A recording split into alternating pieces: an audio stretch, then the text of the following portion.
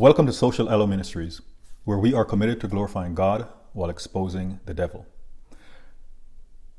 You may have heard me say that a part of my calling is a psalmist, particularly in the realm of poetry. One of the things about that is, in a sense, it can be dangerous to give me a mic, because sometimes I don't know what I'm going to say. For example, Jesus died to set us free. But many of you go into churches and you end up in spiritual captivity. Jesus spent 6 hours on the cross. But before, he took 39 lashes.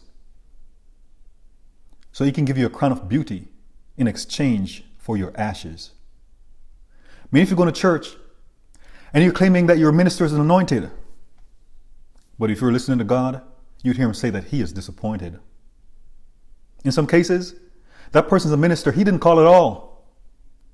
In some cases, that minister is going down like King Saul. Oh yes, a mere 2 years into his reign, King Saul was about to feel the pain. King Saul had become swollen up with pride. And that's a lot of what Jesus is seeing on the inside. Many ministers are preaching like they're going all the way to heaven. But they really need to check Matthew chapter 7. You remember how Jesus told us about looking at false prophets by looking at their fruits? Well, many ministers have shiny fruit, but it's rotten on the core and it goes all the way down to the roots. But these things, they're not just coming from me.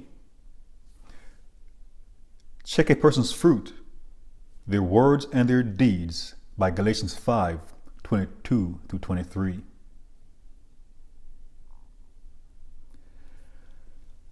So many people are claiming that the Lord sent them to minister, but when you check their fruits, it is just downright sinister.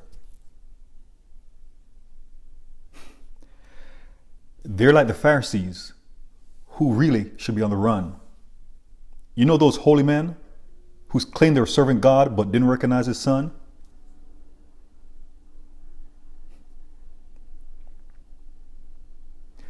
On the outside, it seems as if they're pure and white, but their robes were clean, but they had like tombs full of bone that were out of sight.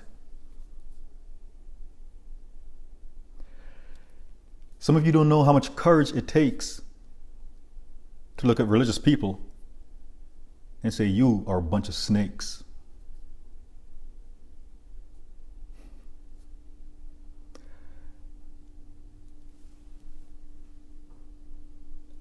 In Matthew chapter 23, let's go one chapter more. Let's take a look at some of the things that Jesus said in Matthew chapter 24.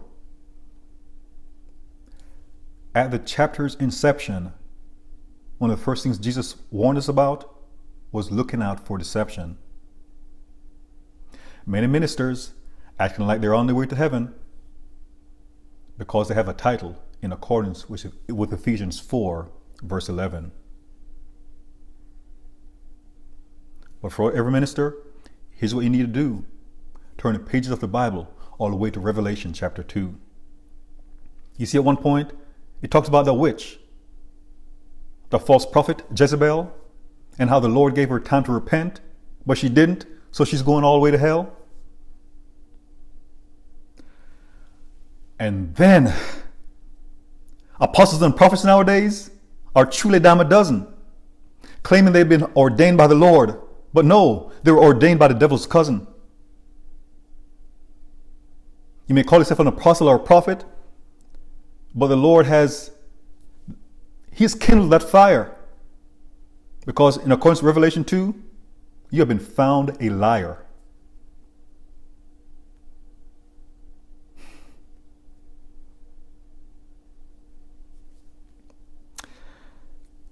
So many ministers, they have no shame. They go around doing dirty deeds while using the Lord's name.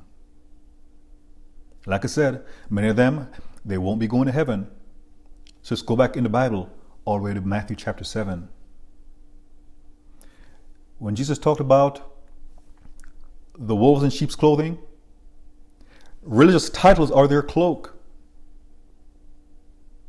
They want you to worship them while they stand tall like an oak.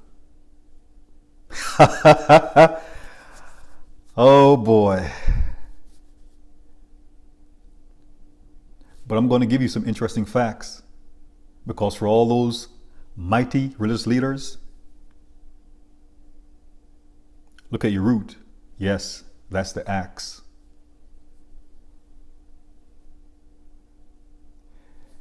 Nebuchadnezzar, he stood tall, he stood proud. Next thing you know, timber was what they said all aloud. He went from living in a palace, having daily feast, to living out in the woods, living like a beast. See, the prophet warned him and told him, control your pride. Because when it comes to God, there is nowhere for you to hide. The king got the boot and he ended up on his rump. But at least the Lord told him that he was going to cut down a tree, but he was going to leave that stump.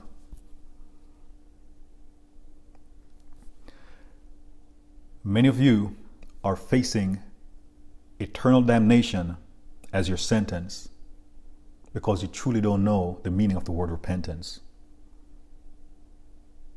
You're treating God like he's a clown by saying you're sorry, but he sees you doing the same thing as soon as he turns around. David committed an act and he could have been wiped off without a trace, but the Lord gave him a chance because he humbled himself. He got down on his face. Many of you in error, where you keep on going strong, you have so much pride, you refuse to admit that you've been wrong.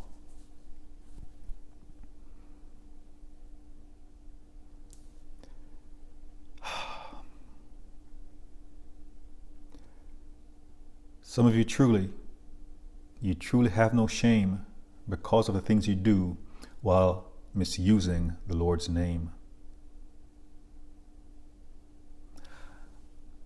I don't know about you, but this is scary to me. What Jesus said in Matthew 7:23.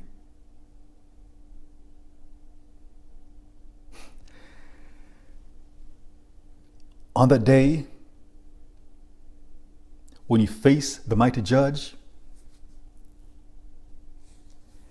it may seem as if the Lord is holding a grudge. Because you're going to say, Lord Jesus, let me in. We did many works in your name. And he's going to say, who are you? You have no shame. And you're going to say, Lord, we did many wonderful works in your name. We even prophesied. And the Lord's going to say, yes, you used my name while you lied.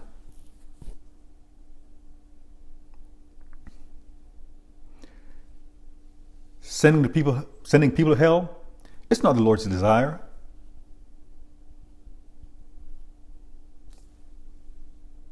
Hell was created for the devil and his angels to torment them with that fire.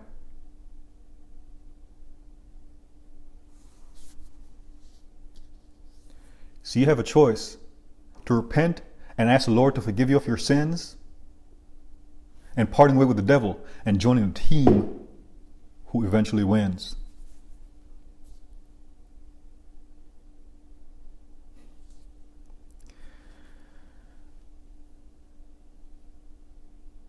People go to church, and rather than setting them free, you make them twice a child of hell as you by putting them in captivity.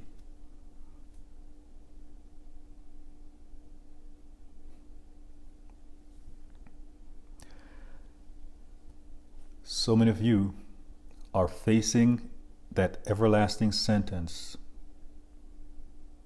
being roasted by the fire for your failure to come to true repentance.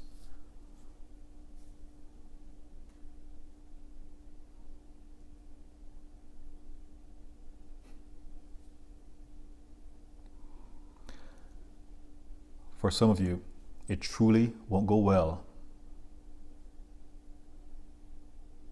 because you're actually serving the devil and you're on your way to hell.